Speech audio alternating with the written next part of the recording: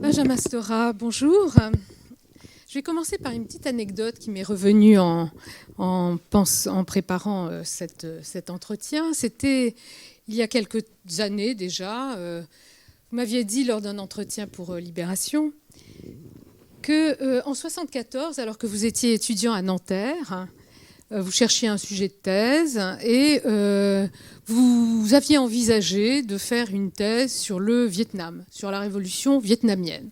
Et que c'était votre prof qui vous avait dit, mais enfin, il y a une autre révolution qui est intéressante, vous devriez prendre l'Algérie. Et vous n'y aviez pas pensé, ce qui est quand même incroyable. Vous avez failli passer à côté de votre carrière. Mektoub, vous n'êtes pas passé à côté de ce destin. Mais comment est-ce que vous aviez pu ne pas y penser alors que vous étiez né en Algérie et très engagé à l'époque, d'ailleurs, trotskiste, militant très engagé, intéressé par les révolutions qui battaient le pavé à l'époque?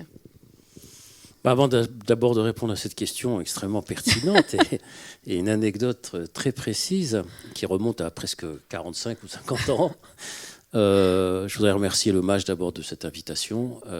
Ça, c'est important parce qu'effectivement, ce livre est sorti en mars, le 15 mars, donc j'ai vraiment pas eu de chance parce que la semaine d'après, c'était fini, terminé. Et tout a été décommandé et on devait faire déjà cette conférence-là d'aujourd'hui, à l'époque, hommage. Donc je les remercie d'avoir été constants et fidèles dans cette invitation. Voilà, je voulais quand même commencer par là. Et pour répondre à votre question, je dirais effectivement que dans les débuts de ces années 70, ce qui était à l'ordre du jour, effectivement, lorsqu'on était un jeune étudiant comme moi en histoire, âgé de 22-23 ans, c'était, parce que très engagé à l'époque, c'était de discuter, de réfléchir, d'écrire autour des questions des révolutions. En Amérique latine, bien sûr, le Vietnam était à l'ordre du jour de toutes les manifestations, de tous les engagements politiques de l'après 68.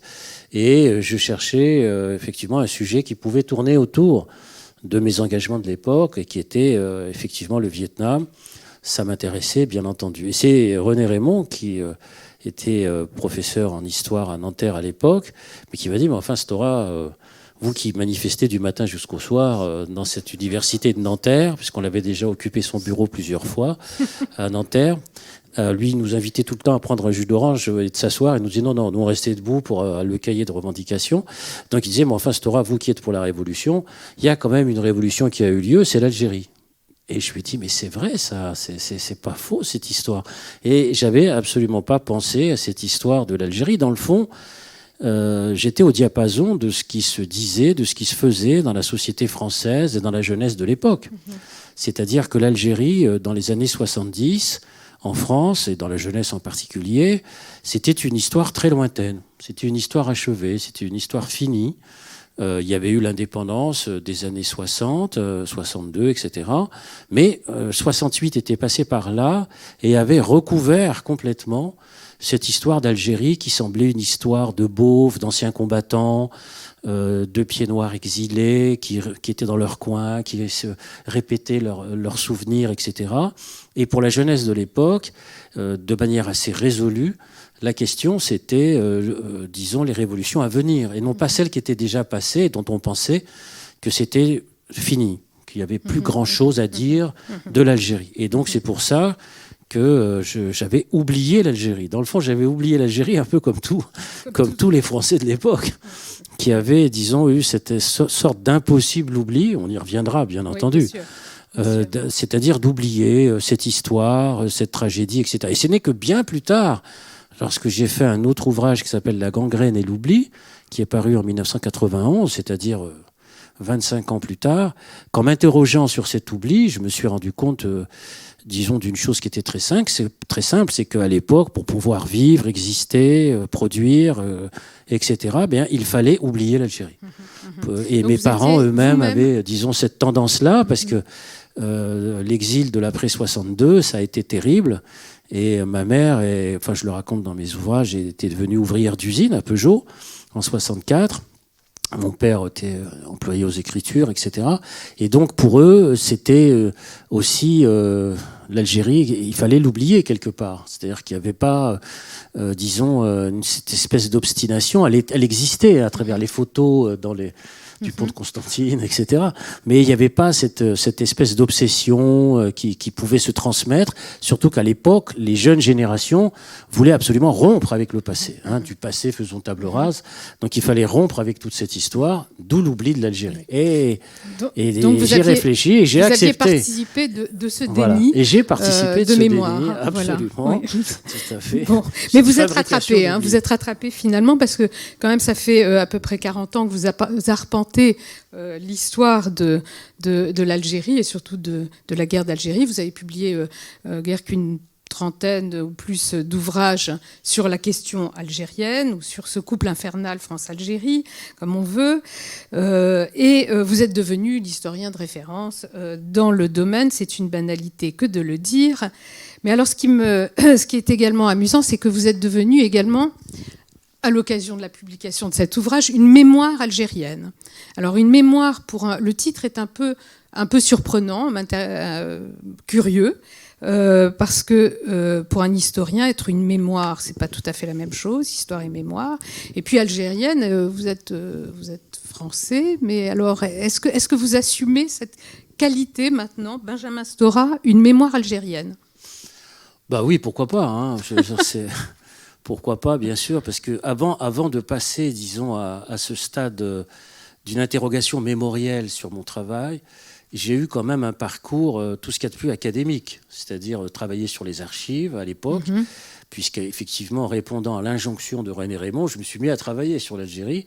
Et donc, je suis parti à Aix-en-Provence. J'ai travaillé beaucoup à Aix-en-Provence, des archives qui avaient été emportées à l'époque par la France et déposées à Aix, les archives de la préfecture de police de Paris, la presse de l'époque, bien sûr les témoignages d'acteurs principaux, bref, cette sorte de croisement classique du travail historique, très académique, qui m'a permis d'écrire un certain nombre de biographies d'acteurs majeurs de toute cette histoire algérienne, etc.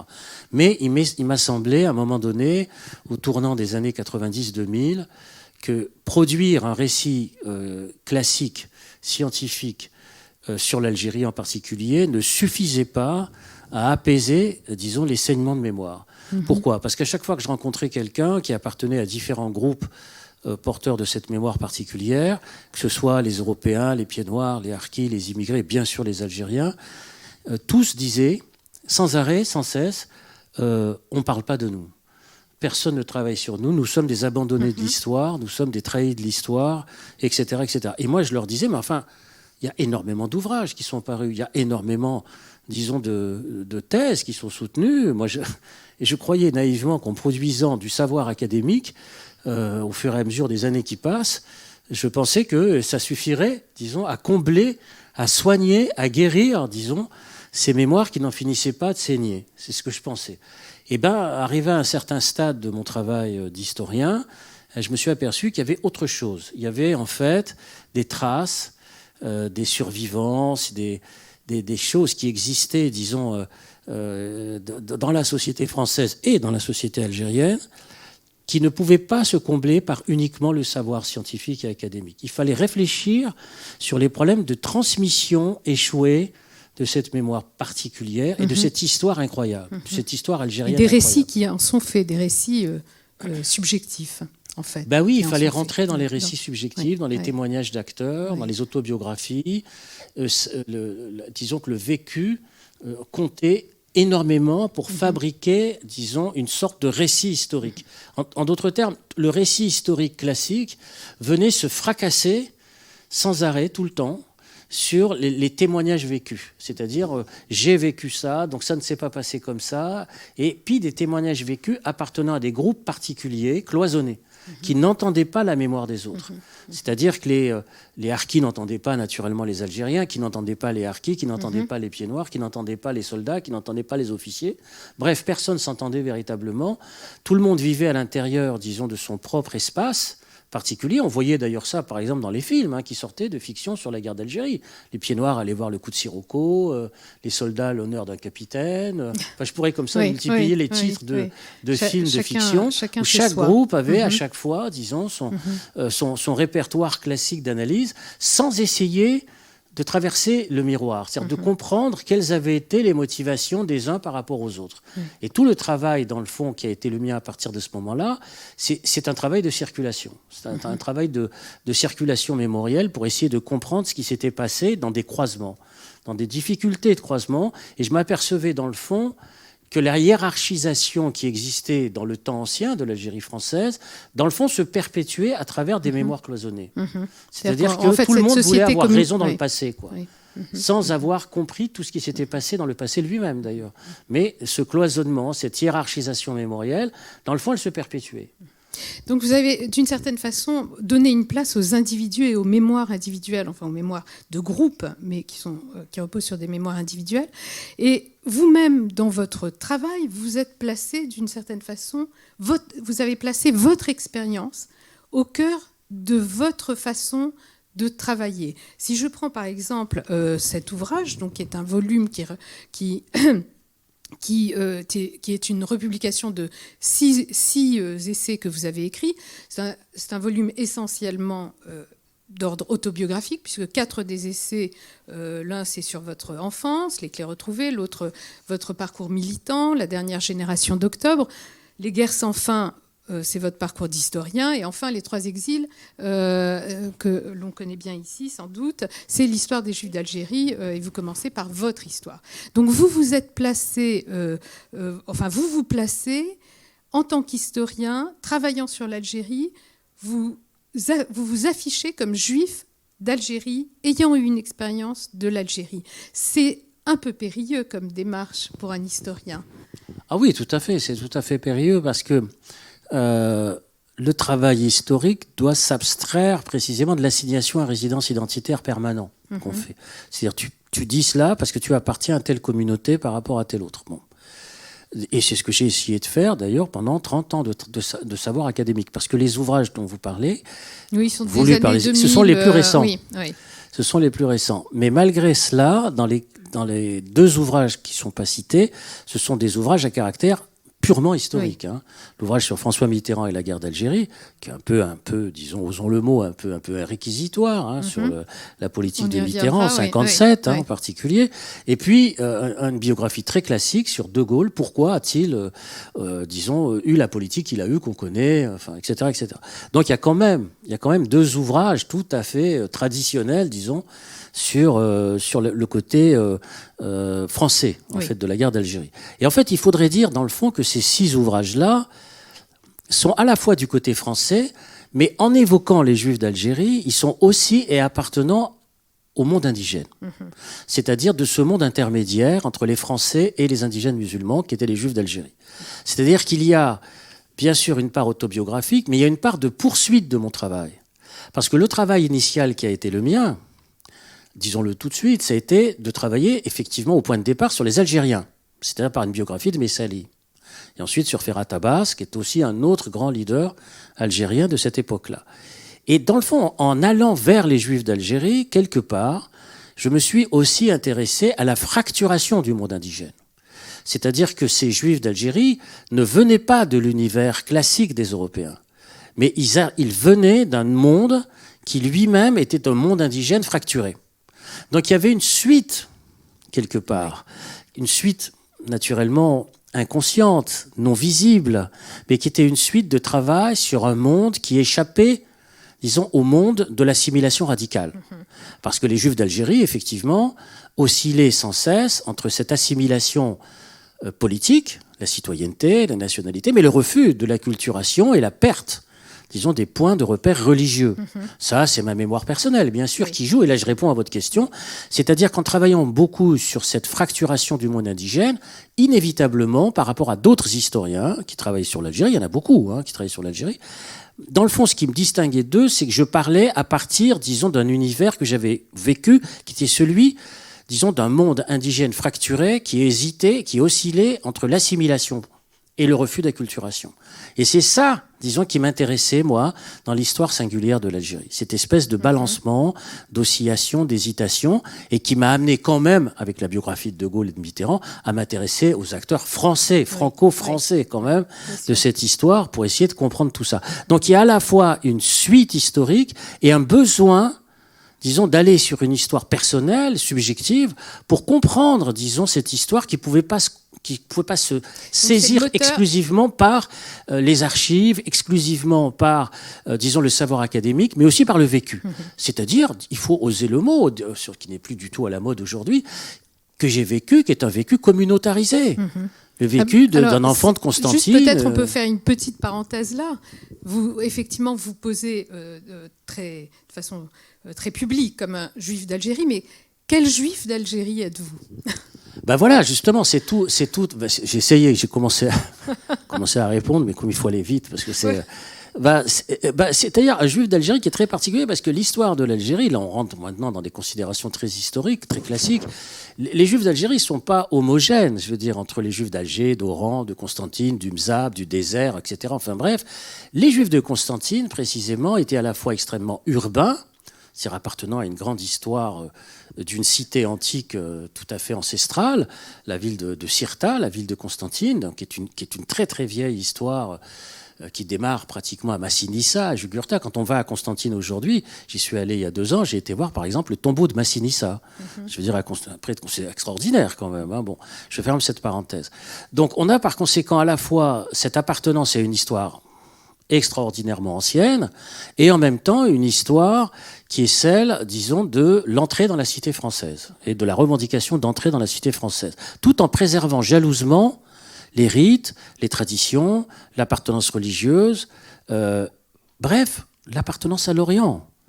C'est-à-dire le fait de se sentir à la fois quelque part des Occidentaux et surtout des Orientaux. Et ça, c'est un juif d'Algérie très particulier qui n'est pas celui d'Alger, effectivement, qui est peut-être moins oriental qu'un juif de Constantine. Donc on disait les Européens. Oui, tout à fait. Mais les juifs de Constantine se vivaient aussi comme des Européens. Mais on parlait comme ça, bien entendu. Hein. Il y avait les chrétiens, les Européens, les musulmans et les juifs. Bon, ça, c'est comme ça que c'était de cette manière-là, bien sûr, qu'on parlait. Mais à Constantine, c'était très, très particulier parce qu'il y avait aussi une tradition urbaine du monde indigène qui existait dans cette ville, qu'on voyait chez les juifs d'Algérie. On en reparlera plus tard, peut-être, de personnages très importants comme Élie Gozlan, qui a été un des grands chefs, disons, de la communauté juive de toute l'Algérie. Mais chez les musulmans, il y avait aussi des grands écrivains comme Kateb Yassine, qui est né en Algérie, qui est né à Constantine, ou Malek Ben Nabi, enfin des grands écrivains algériens, ou même des réformistes religieux comme Abdelhamid Ben Badis, qui était un grand réformiste religieux de l'islam. Tous ces gens-là appartenaient au même monde. Hein, je veux dire, dans un univers, et je reviens là-dessus, extraordinairement républicain et communautarisé. C'est-à-dire qu'il y avait à la fois un entre-soi, très profondément d'appartenance à la religion juive, et en même temps très ouvert à la République, d'attachement à la République. Et c'était très particulier. C'était très particulier, c'est-à-dire que l'appartenance communautaire n'était pas niée. Je veux dire qu'il ne fallait pas, disons, se sentir français en niant son appartenance communautaire. Il fallait vivre avec ça, il fallait avancer avec ça.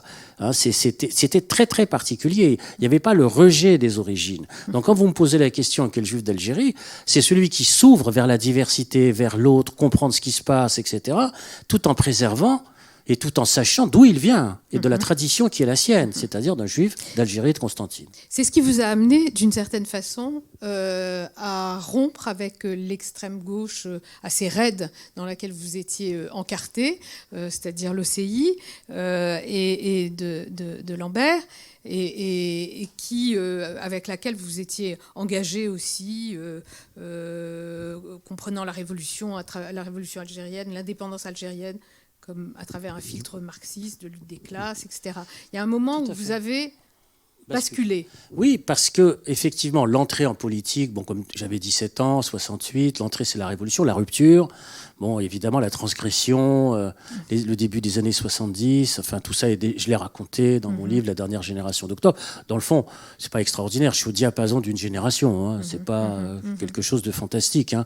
Il y avait comme ça beaucoup de juifs d'ailleurs hein, qui étaient à l'intérieur des organisations d'extrême gauche, ça a déjà été raconté, Béni Lévy, la gauche prolétarienne, bien sûr, on va pas raconter l'histoire de tous les dirigeants de la Ligue communiste qui étaient tous juifs. Je passe là-dessus. Donc tout ça est assez classique, assez connu, etc. Mais qu'est-ce qui, effectivement, votre question est importante parce que qu'est-ce qui fait que je vais évoluer par rapport à des explications du monde en termes classiquement marxistes de lutte de classe? C'est le travail sur une société réelle. c'est-à-dire une société où on ne peut pas déclarer que tel leader du nationalisme algérien, en l'occurrence, c'était ma thèse sur Messali, était le chef du prolétariat algérien qui allait renverser l'ordre... Non, mais c'était ça, qui allait renverser l'ordre capitaliste. En fait, quand on regardait dans le détail, c'était pas ça du tout. C'était pas vrai. Je veux dire qu'il y avait, chez ces nationalistes algériens, pour certains d'entre eux, comment dirais-je, une symbolique religieuse et de référence à l'islam extrêmement forte. Hein, c'est évident. Pour certains d'autres, ce qui est peu connu, une référence à la Révolution française, au kémalisme, c'est-à-dire... et puis la révolution au sens classiquement des droits de l'homme et du citoyen. Je veux dire, au Sinaï Ahmed, je ne vais pas citer tous les grands leaders du nationalisme. Ferhat Abbas, bien sûr, qui était un francophile, un républicain musulman, etc. Donc en travaillant dans le détail, comme ça, sur les leaders, sur une histoire à hauteur d'homme, en fait, moins de femmes à l'époque, soyons objectifs et honnêtes. Donc, à hauteur d'homme, je m'apercevais en fait que les grandes explications à caractère, disons, idéologique sur une société exclusivement divisée en classes ne suffisaient pas. Parce qu'il y avait des rapports intercommunautaires qui existaient, il y avait des rapports à la religion, il y avait des rapports au rite, des rapports à la façon d'être, le rapport au monde tout simplement, qui ne pouvaient pas s'expliquer exclusivement par les appartenances de classe, même si les appartenances de classe étaient décisives, évidemment. Bien sûr, hein, c'est resté d'ailleurs chez moi une dimension extrêmement forte quand même du marxisme, c'est-à-dire ne jamais oublier aussi les appartenances de classe, c'est-à-dire à partir d'où on parle dans l'origine sociale. Et ça a beaucoup compté dans mes réflexions jusqu'à aujourd'hui, parce que moi, je n'oublie pas que mes parents, dans le déclassement social qui a été le leur, ma mère était ouvrière d'usine. Je veux dire, elle est restée 25 ans ouvrière à l'usine Peugeot. Et ça, je sais d'où je parle à partir, disons, de mon expérience et de ma trajectoire sociale. Absolument, bien sûr. Ça, c'est des choses très importantes. Hein. Je ferme la parenthèse. Donc, on a par conséquent, disons, des visions de société sur lesquelles on travaille qui, là aussi, je réemploie ce mot, se fracturent.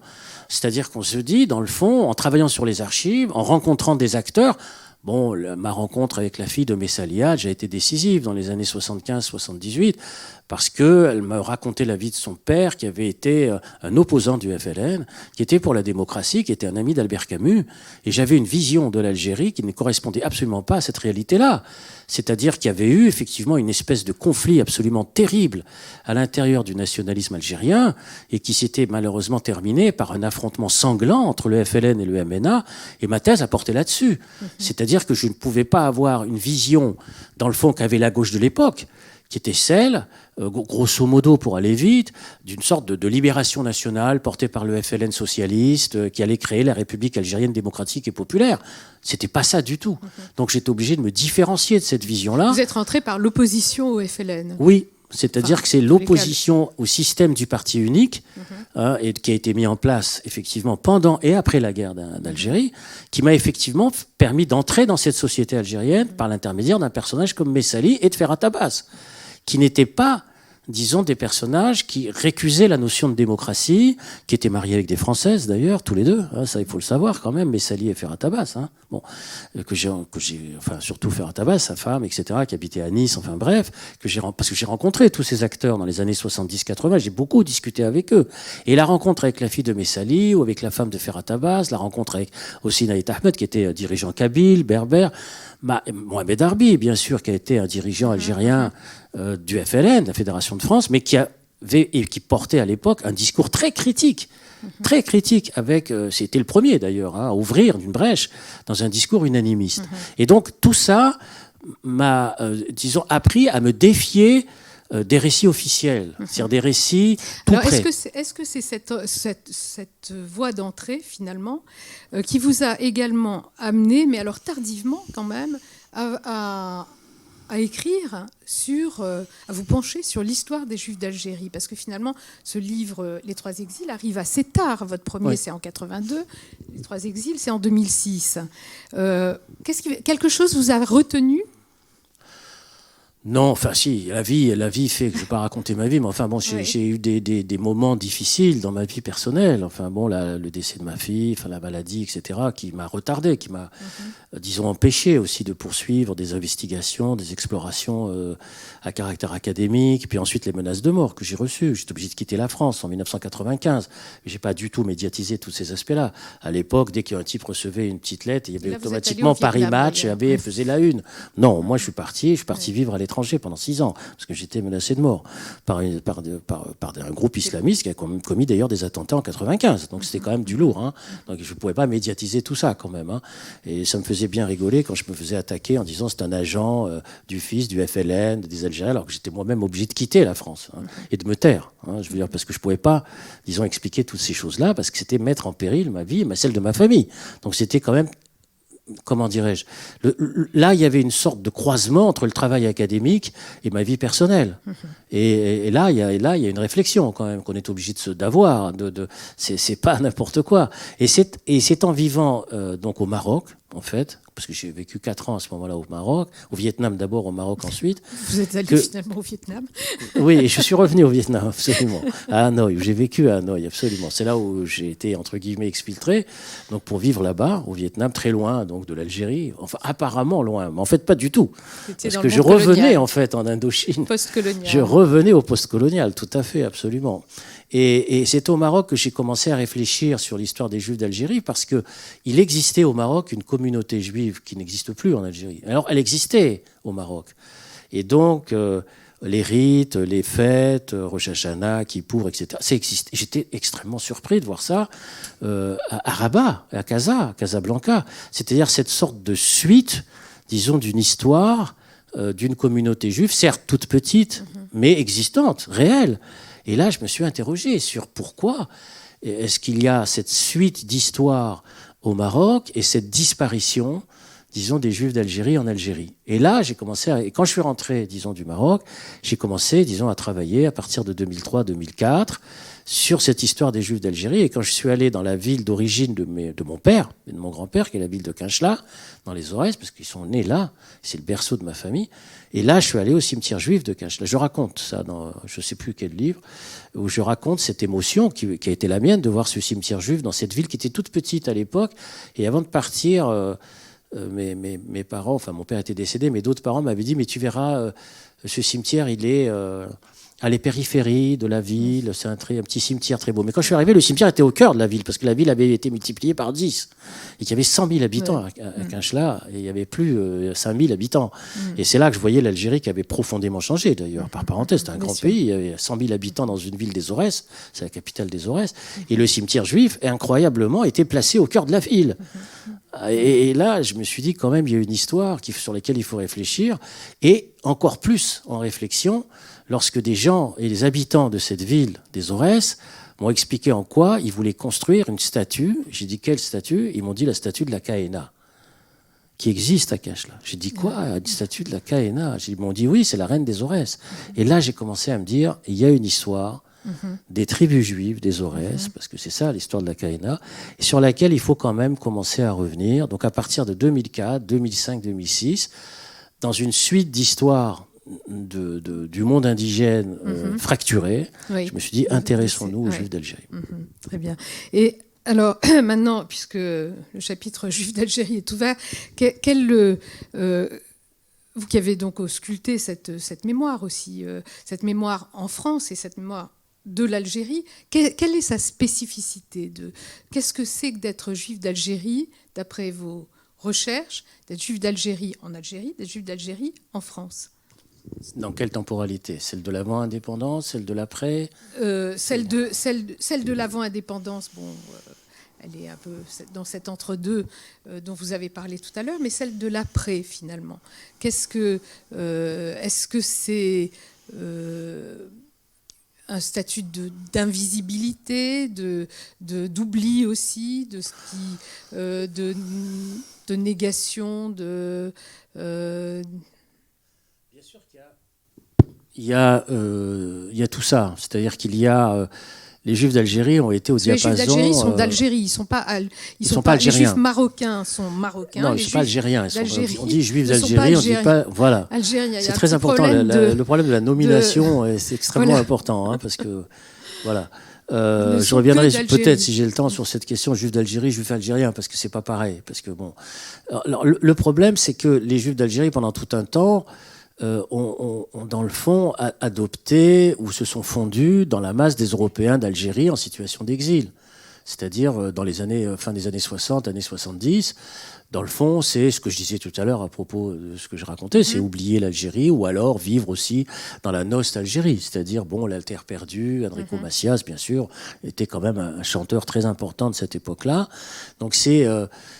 il l'est toujours d'ailleurs, c'est un personnage très important pour moi, parce que c'est pas simplement parce qu'il est né à Constantine, mais par sa trajectoire, qui est très très intéressante.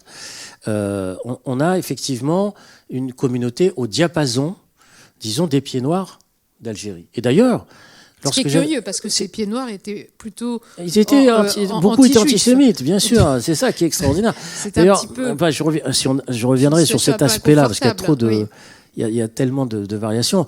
J'avais discuté, je me souviens à l'époque, en 2006-2010, avec les gens du CRIF de l'époque, et ils m'avaient expliqué qu'il y avait des sections par pays d'origine, des Juifs d'origine de Pologne, de trucs. Et ils me disaient, mais sur les Juifs d'Algérie, on n'a pas, je vous parle d'il y a 20 ans, ils n'avaient pas de section particulière des Juifs d'Algérie. Je disais, c'est intéressant, parce qu'en fait, alors que ça existait pour les Marocains, les Tunisiens, etc. Et c'est intéressant, parce que ça veut dire que, je me suis dit, dans le fond, ils ont été jusqu'au bout de l'assimilation quelque part, quoi. C'est-à-dire ne pas se différencier, disons, de ce qu'étaient les Européens d'Algérie. Mais c'était une apparence, en fait. C'était une apparence, pourquoi ? Parce que lorsqu'on examine, en fait, les trajectoires, ne serait-ce que leurs enfants, il y avait une recherche de parfum d'Orient chez tous les enfants issus de cette communauté. C'est-à-dire de savoir d'où ils venaient, à travers la musique, la langue, etc., et qu'ils retrouvaient, attention, il faut suivre là, dans ce qui se passe en Israël. Parce que le multiconfessionnalisme, l'appartenance à l'Orient, etc., dans le fond, ils retrouvaient en Israël, pour certains d'entre eux, ceux qui avaient été, le récit de leurs parents ou grands-parents qui parlaient en arabe, parce qu'en Israël, les gens parlent arabe aussi. Pas tous, bien sûr, mais beaucoup parlent arabe. Et là, tout d'un coup, ils se sont dit, dans le fond, en retrouvant, par un détour très complexe, qui passait pour certains, pas tous, par l'Alia, ils retrouvaient quelque part un chemin vers l'Orient. C'est ça qui est compliqué. Et ils se disaient, dans le fond, on n'est pas tout à fait des pieds noirs, on n'est pas tout à fait des Européens. Et en cherchant, bien sûr, et en remontant, là j'allais vers la réponse à cette question, et effectivement, ils s'aperçoivent que l'antisémitisme européen était extraordinairement violent dans l'Algérie coloniale, très violent. C'est-à-dire que, naturellement, les antisémites européens réclamaient à corps et à cri l'abrogation du décret Crémieux. C'était le mot d'ordre, le programme principal, je veux dire, des antisémites européens. Tout d'un coup, il y a le plus célèbre d'entre eux qui est en train de m'échapper, celui qui est Drummond. Qui était le député d'Alger avec Max Régis. Ces gens étaient d'Algérie quand même. Enfin, ils étaient députés d'Algérie, il ne faut jamais l'oublier. Drummond qui écrit La France juive, évidemment, et qui est un antisémite forcené. Je veux dire, qui organise, enfin, ces antisémites qui organisent les émeutes anti-juives d'Oran en 1898, au moment de l'affaire Dreyfus. C'est là que l'antisémitisme s'est littéralement déchaîné, disons, contre les Juifs d'Algérie, et qui vont obtenir, in fine, l'abrogation du décret Crémieux en 1940, au 3 octobre 40. C'est-à-dire que c'est là, dans le fond, c'est leur bataille, disons, principale, qui est extrêmement importante. Alors on me dirait, mais comment ça se fait que toute cette histoire, disons, d'un antisémitisme européen extrêmement violent, à Constantine, Morino, était un type très violent. Hein, je veux dire, bon, il avait un journal qui s'appelait l'Anti-Juif, maire de Constantine. Oui. Bon, voilà, le maire de Constantine, absolument très très dur. L'abbé Lambert à Oran, un antisémitisme très virulent. Tout ça est classique. Mais qu'est-ce qui s'est passé ? Ce qui s'est passé, dans le fond, c'est peut-être regarder. Là, il faut faire un peu d'histoire, parce qu'on est obligé de faire de l'histoire. L'histoire, c'est l'année 43. L'année 43, c'est une année très importante parce qu'il y a le débarquement allié de novembre 42. Et de novembre 42 à novembre 43, les Juifs d'Algérie ne sont pas réintégrés dans la nationalité française. C'est-à-dire que le décret Crémieux n'est pas rétabli. Donc pendant une année, il va se jouer à l'intérieur de la communauté juive d'Algérie toute une série de débats extrêmement importantes. C'est-à-dire, qu'est-ce qu'on fait ? Et il y a plusieurs tendances qui vont se dessiner à l'intérieur de la communauté. C'est cette histoire qu'il faut bien sûr raconter, qui est extrêmement importante. Parce qu'il y a plusieurs tendances. Il y a ceux qui disent, grosso modo, il faut tout simplement demander la réintégration dans la nationalité française. Bon, c'est Henri Aboulker, c'est d'autres qui disent cela. Il y a d'autres, au contraire, qui disent il faut faire attention à ne pas oublier ce qui s'est passé sous Vichy et demander, disons, une réintégration qui permettra aux musulmans de rentrer avec nous dans cette nationalité française. Donc ça, c'est une autre tendance qui était portée, par exemple, par quelqu'un comme Élie Gozlan, qui était quand même un des grands responsables de la communauté juive d'Algérie. C'est-à-dire qu'il liait, disons, la question du retour à la nationalité française par extension, disons, du décret Crémieux aux élites musulmanes. Grosso modo, le projet Blum-Violette de 1936. Bon, pour ceux qui connaissent l'histoire d'Algérie, bon, c'est assez célèbre. Et puis, il y avait une troisième tendance qui était composée, grosso modo, de jeunes qui disaient, dans le fond, la France, c'est fini. C'est-à-dire que nous, on est en distance. C'était extrêmement minoritaire. Ils étaient très minoritaires, mais attention à ces deux groupes, parce que ces deux groupes minoritaires dans la jeunesse de l'époque, il y avait d'un côté les communistes juifs, qui vont jouer un rôle ensuite dans la guerre d'Algérie, minoritaires, et les sionistes politiques, qui disent, nous, on est pour la patrie juive. La France, c'est fini. Ça, c'est en 1943. C'est l'année 1943. C'est-à-dire qu'il va y avoir disons, une multiplicité de débats, d'idées, de contradictions, etc., qui fait qu'ils vont rencontrer les élites musulmanes de l'époque, des gens comme Ferhat Abbas, bien sûr, qui a écrit le manifeste du peuple algérien en 1943, et ils vont se dire, dans le fond, est-ce qu'il faut qu'on rentre seul dans cette réintégration, qu'on rentre en posant des conditions par rapport aux musulmans pour ne pas être isolés, pour apparaître comme porteurs, etc., ou alors se retirer de l'appartenance française qui nous a, dans le fond, mis au banc de sa société, parce que ce sont foncièrement des gens qui se réclament d'un antisémitisme qui vient de très loin, qui vient du christianisme, qui vient de tout ça, et dans le fond en référence avec leur appartenance originelle au monde indigène. Et donc, certains d'entre eux, il ne faut pas sous-estimer ce courant-là, parce que c'est ce courant-là qu'on va voir s'exprimer après 1945, à travers le sionisme ou à travers le communisme, c'est-à-dire sous un angle, entre guillemets, internationaliste. Oui. C'est-à-dire, on se détache du national français pour aller vers d'autres horizons. Et, bon, ils sont minoritaires. Je ne dis pas le contraire. Mais ça laisse des traces, effectivement. Mais ça laisse des traces. Dans le rapport à la France et à la citoyenneté française. Oui. Disons que c'est ça, la mémoire de la guerre d'Algérie. Oui, alors, moi, je n'ai pas été jusqu'au bout du raisonnement, parce qu'à partir de ce moment-là, à partir des années 90-2000, il y aura cette décantation qui va s'opérer.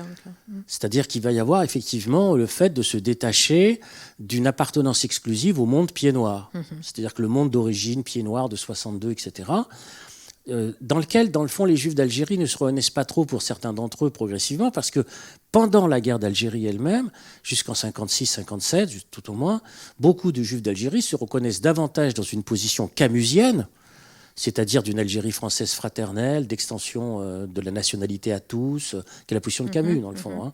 C'est-à-dire une Algérie française, une Algérie rattachée à la France, mais dans l'égalité totale citoyenne. Et c'était leur position, en fait, fondamentalement. Et ce n'était pas une position, disons, de séparation racialisée que va prôner et que prônent à l'époque les ultras de l'Algérie française qui ensuite créeront l'OAS. Donc la masse des Juifs d'Algérie ne suit pas cela. Parce que, d'abord, ils savent très bien d'où ils viennent. Ils savent que sous Vichy, ce sont les mêmes qui vont créer l'OAS, qui les ont chassés des écoles.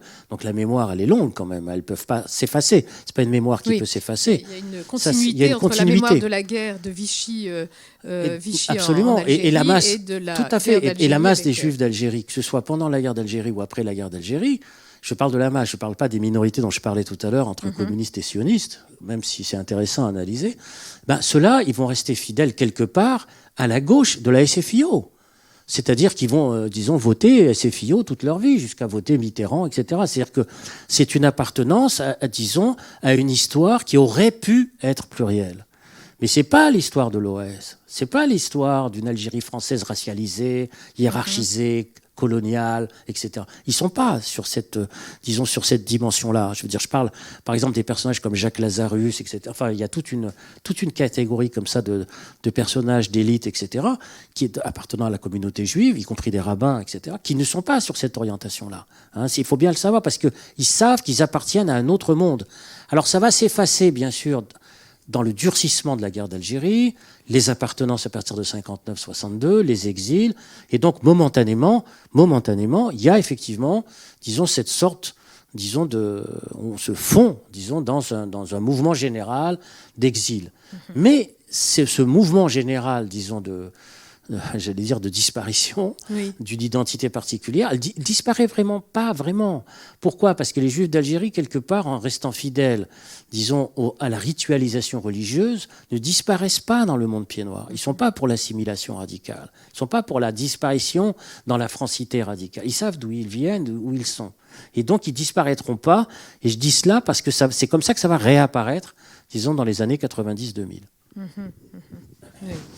Et aujourd'hui, si on en revient à des considérations plus d'actualité, si je peux dire, il y a une actualité qui vous touche tout particulièrement, puisque vous avez travaillé sur les mémoires, cela se sait en tout lieu, y compris en haut lieu. Et Emmanuel Macron vous a récemment donc confié une mission de réflexion sur une réconciliation des mémoires entre l'Algérie et la France. Comment est-ce que... Quelle est l'idée ? C'est amener chacun à une repentance, à une reconnaissance des fautes. Et quelles sont-elles Il faudrait répondre au téléphone, peut-être, là.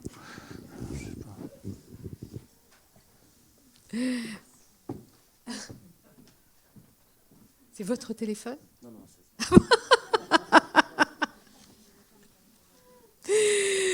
voilà. Oui. Comment est-ce que vous envisagez, sans dévoiler ce rapport que vous devez remettre, je crois, en décembre ou quoi, vous n'allez pas nous en donner la primeur, mais qu'est-ce qu'il y a à faire autour de cette... pour une réconciliation ou un aplanissement de ce couple infernal, donc France-Algérie. Qu'est-ce que... Pour cette dernière question, je dirais que je ne peux pas dévoiler, disons, les termes du rapport, que je dois remettre prochainement d'ailleurs, pas en décembre et tout ça, parce que j'accélère, je presse le pas.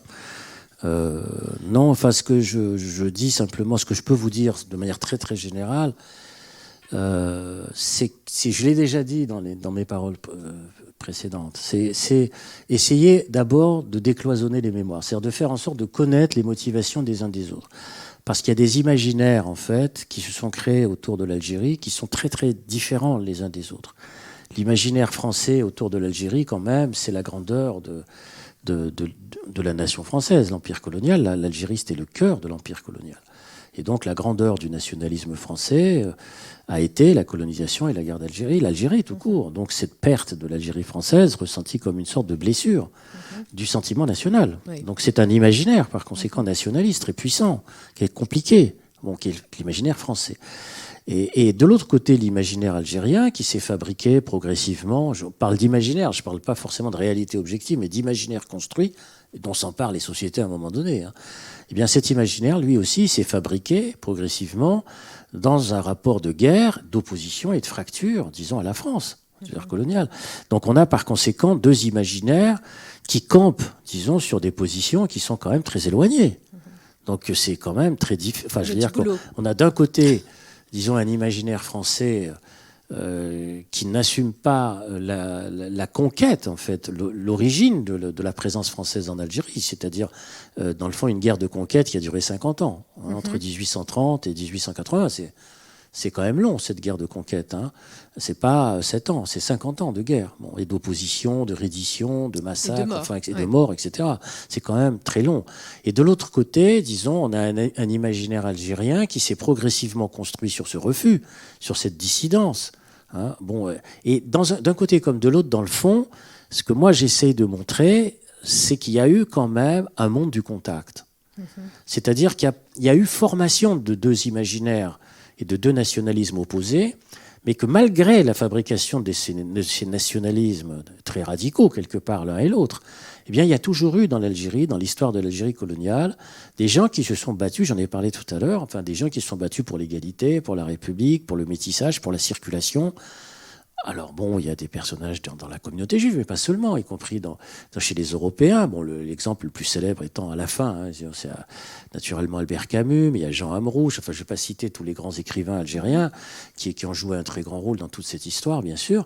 Et puis en France aussi, bien sûr, il y a eu toute une série de personnages, dont la dernière en date étant celle de Gisèle Halimi, qui ont essayé d'ouvrir, disons, des perspectives qui n'étaient pas celles d'une opposition radicale.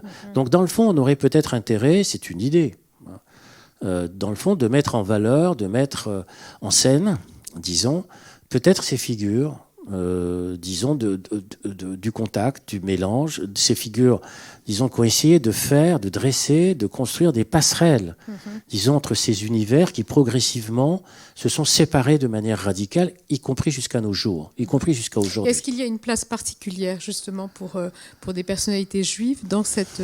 Est-ce que vous imaginez que le gouvernement algérien avance qu'on avance en Algérie vers une réhabilitation de la place des Juifs dans la 2 fois millénaire histoire des Juifs en Algérie, donc une histoire longue. Est-ce qu'on s'achemine vers ça? Est-ce que ça, c'est un élément? C'est un élément, mais vous savez, il y a déjà eu cette tentative. Il y a un problème d'oubli dans ce qui a déjà été fait récemment. C'est-à-dire qu'on recommence toujours tout à zéro. C'est ça, avec l'Algérie, c'est toujours la même chose. Quand il y a un film qui sort, c'est la première fois. Il y a un roman qui sort, c'est le premier qui sort. Il y a un truc... Bon, Abdelaziz Bouteflika, aujourd'hui rejeté, bien sûr, a en 99-2000, fait un grand discours à Constantine, où il a dit il faut redonner sa place à la communauté juive de ce pays. Il a dit ça à Constantine, parce que c'était la plus grande communauté, etc. Vous n'y étiez pour rien. Non, je suis pour rien. Moi, je suis pas. Vous savez, je suis pas. Je suis quelqu'un qui ça c'est dans Valeurs Actuelles, qui avait le mec qui travaille dans l'ombre pour écrire les discours de tous les puissants.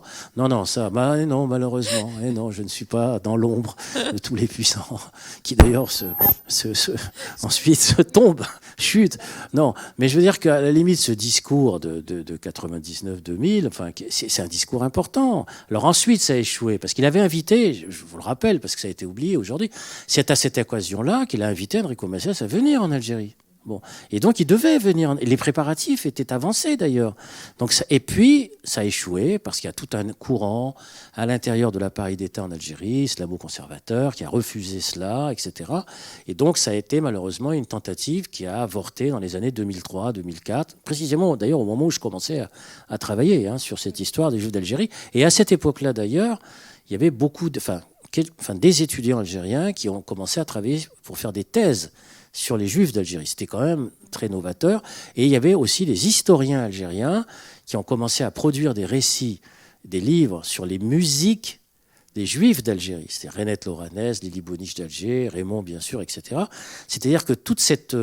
il y a eu une sorte j'allais presque dire d'âge d'or, de ces possibles de renaissance, ces possibles retrouvailles, disons grosso modo entre 2000 et 2005. Il y a eu comme ça toute une série d'expositions, de travaux en Algérie, d'invitations. C'est comme ça que je suis allé d'ailleurs dans les Aurès, etc. Et donc il y avait cette volonté des retrouvailles qui ont échoué. Bon. Mais ça existait. C'est-à-dire qu'il n'y a pas, disons, une sorte de mur. Il faut quand même essayer de percevoir les indices, disons, qui permettent ces passerelles. Parce que sinon, on est toujours dans des guerres sans fin à ce moment-là. Sinon, on est tout le temps, c'est pas possible, c'est inassimilable, c'est la guerre totale, il n'y a rien à faire, etc. Et il faut continuer à tenir effectivement ce fil. Et c'est ce que peut-être je vais essayer de proposer à nouveau dans ce rapport que je dois terminer très prochainement. Voilà, je vous remercie pour ce soir. Merci à tous. Bien. Et juste une question, est-ce que votre livre sur l'histoire des 3 exils est publié en Algérie? Que s'est-il passé? Tu parles trop loin. Trop loin? Non, non. Elle est très près. Il y a un petit souci. Pardon. Oui, allô? Très bien, oui, là. Merci. Encore un complot. Ah, voilà. Oui, bon, voilà. Non, alors, donc, c'était juste une question comme ça, savoir si les 3 exils sont publiés en Algérie ou pas. Alors, les 3 exils, à ma connaissance, ne sont pas publiés. Par contre, ce qui a été publié l'année dernière, qui a remporté un très grand succès en Algérie, c'est Les Clés retrouvées. Ah oui, sur votre enfance à aux éditions, je ne sais plus, la maison d'édition. Et là, il y a énormément d'Algériens qui ont acheté cet ouvrage en Algérie, avec la possibilité de le traduire en arabe. Donc ça aussi, c'est un indice quand même très important. Bon, c'est un espoir. Et est-ce que les archives, puisque quand on fait l'histoire, il faut quand même accéder aux archives, pas seulement aux mémoires, est-ce que les archives algériennes sont en passe de s'ouvrir, les archives de D'abord, la les guerre. archives françaises, il faut les ouvrir davantage encore. Donc il y a toute une revendication des historiens français sur les archives, que j'appuie personnellement. Ça me paraît évident, puisqu'il y a beaucoup de documents qui sont encore classés secret défense, qui sont en situation de déclassification et qui mettent un temps fou à être déclassifiés, disons au grand désespoir de beaucoup d'historiens qui voudraient que s'accélère le processus de déclassification. Donc ça, c'est un aspect quand même très important. Il y a aussi l'aspect, disons, d'accès aux archives françaises par les chercheurs algériens qui ne peuvent pas venir en France facilement. Donc le problème de l'obtention des visas pour les chercheurs algériens. Donc ça, c'est aussi une discussion.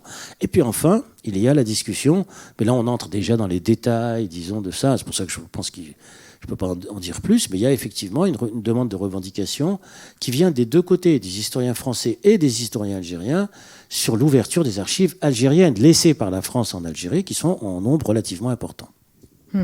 Et cela intéressera tout le monde ici, effectivement.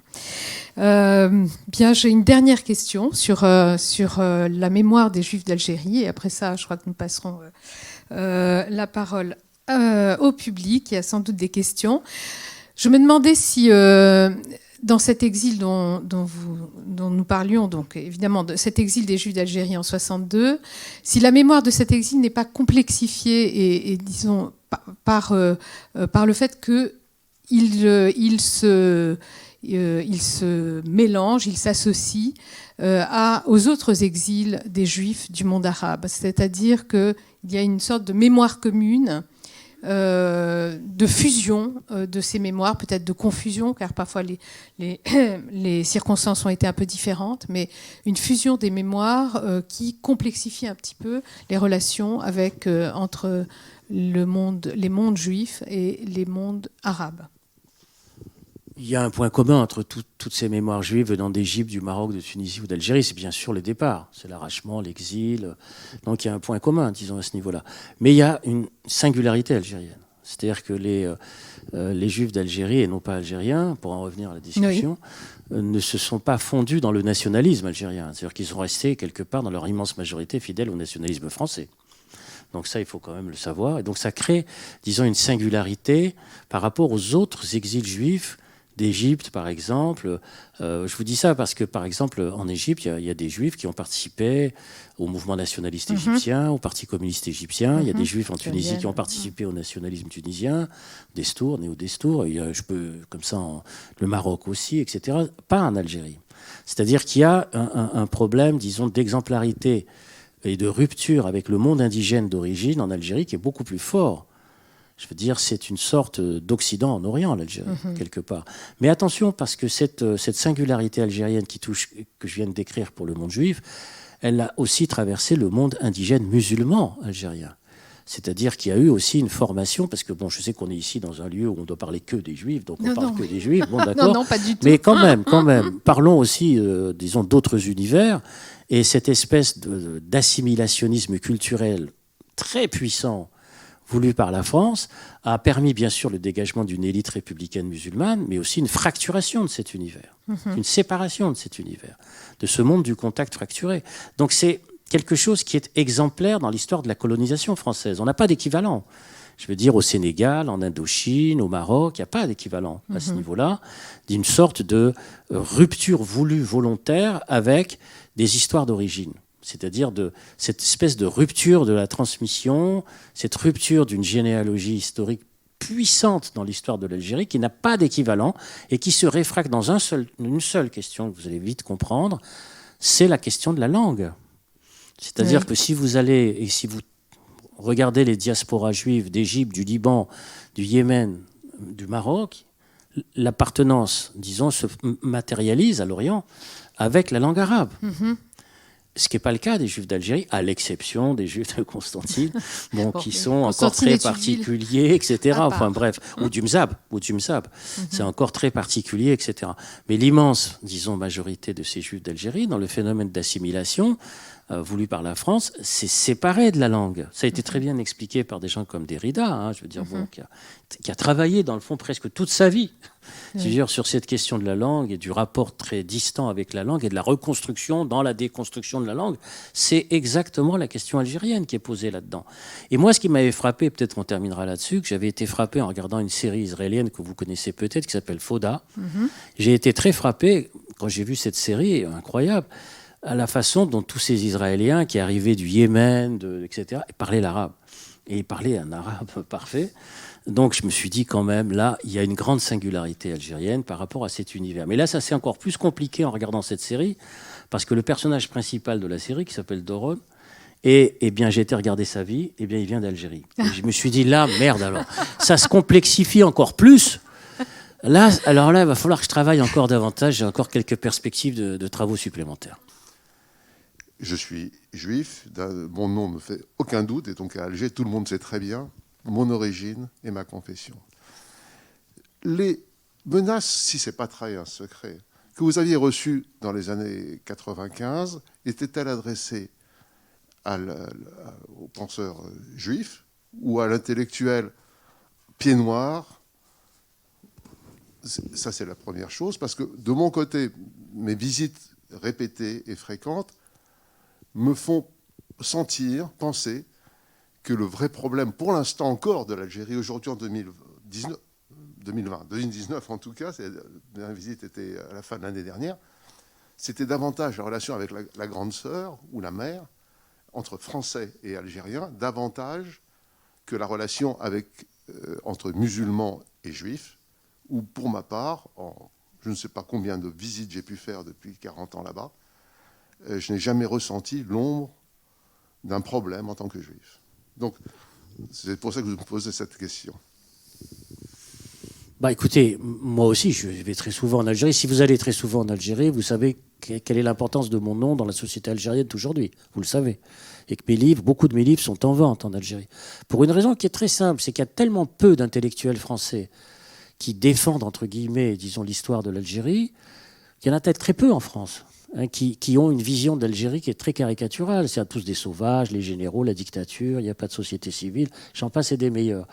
Que quand, dans le fond, il y a une voix qui s'élève pour dire « Attendez, c'est pas comme ça que c'est l'Algérie », ils disent enfin, voilà quelqu'un en qui on peut écouter, et puis qui connaît notre histoire, c'est-à-dire l'histoire du nationalisme algérien, parce qu'il n'y en a pas beaucoup d'historiens français qui ont travaillé sur l'histoire du nationalisme algérien, comme je l'ai fait moi-même pendant 20 ans.